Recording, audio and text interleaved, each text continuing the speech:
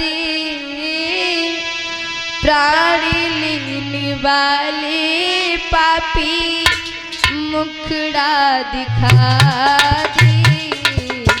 बता खोटी तेरा क्या मैंने किया है। कौन है, कौन है जिसने मेरे ये बाण मारा है? मेरे सामने आओ।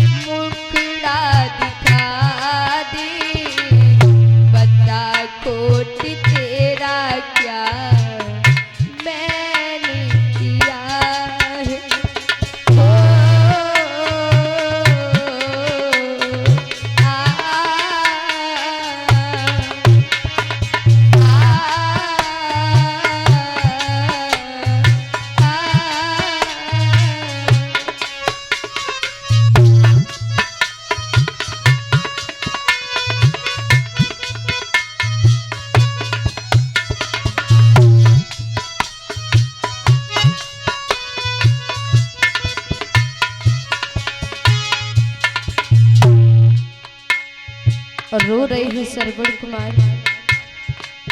कहने लगे कौन है, मेरे सामने आओ। प्राण लेने वाले पापी मुखड़ा दिखा दे, प्राण लेने वाले पापी मुखड़ा दिखा दे। बता कोटि तेरा क्या मैंने किया है। ओ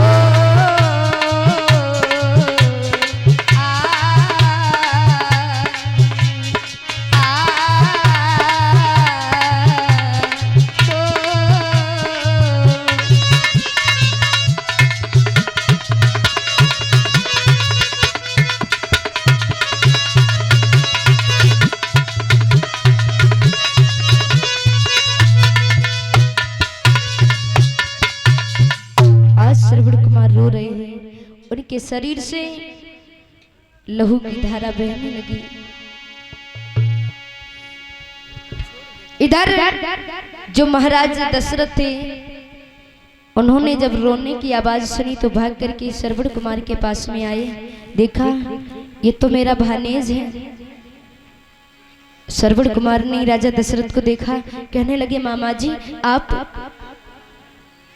राजा दशरथ हाथ जोड़ करके कहने लगे पुत्र मुझे माफ कर दो, मुझसे बहुत बड़ी गलती हो गई। आज श्रवण कुमार के शरीर से लहू की धारा बह रही है, खून बह रहा है। ऐसा ही नहीं कि बाण कलेजे लगा श्रवण के घाव भयो गंभीर। लथपथ काया हुई लहू से घायल भयो शरीर। लथपथ काया हुई लहू से घायल भयो शरीर।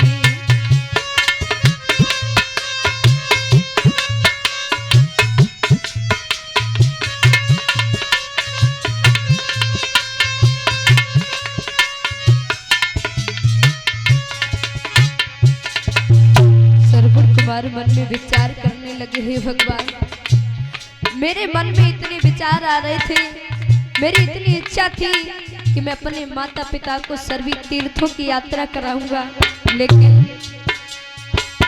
मन में ये सोचा था तीर्थ माता पिता को कराऊंगा। मुझे नहीं मालूम था ऐसे अपने प्राण गवाऊंगा। मुझे नहीं मालूम था ऐसे अपने प्राण गवाऊंगा।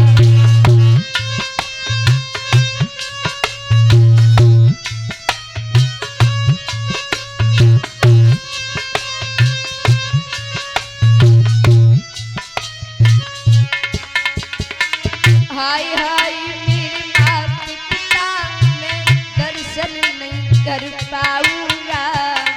अंत समय आया अब मेरा, मैं सुरपुर को जाऊंगा। अंत समय अब आया मेरा, मैं सुरपुर को जाऊंगा।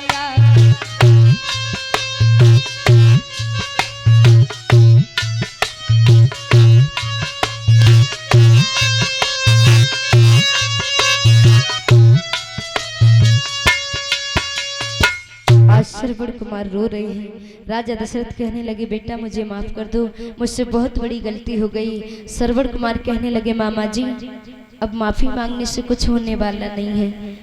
मामा जी मेरी एक अंतिम इच्छा है, वो आप पूरी कर दो।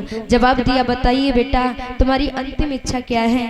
कहने लगे मामा जी मेरे माता पिता प्यास के कारण तड़प रहे होंगे, एक काम करो तुम पानी लेकर के मेरे माता पिता के पास चले जाओ और उन्हें जाकर के पानी पिला देना, उनकी प्यास मिटा देना, बस यही हमारी आखिरी इच्छा है। आज भक्तों जो राजा दशरथ थे उन्होंने क्या किया, कमंडल में जल लिया और लेकर के चल दिए। श्रवण कुमार ने अपने प्राणों को छोड़ दिया।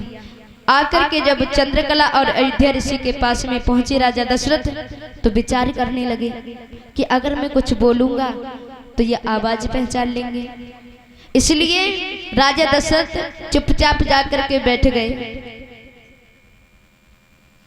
मैया चंद्रकला कहने लगी बेटा श्रवण पानी ले आए। बेटा राजा दशरथ नहीं बोले। कहने लगी बेटा अरे तुम मेरे पास में तो आओ। राजा दशरथ पास में जाकर के बैठ गए। सोचने लगी जरूर कुछ गड़बड़ है। अरे मेरा पुत्र श्रवण कुमार तो एक आवाज पर ही तुरंत आवाज देता था, लौट करके जवाब देता था, हमारे प्रश्न का उत्तर देता था, लेकिन ये तो कोई जवाब ही नहीं दे रहा है।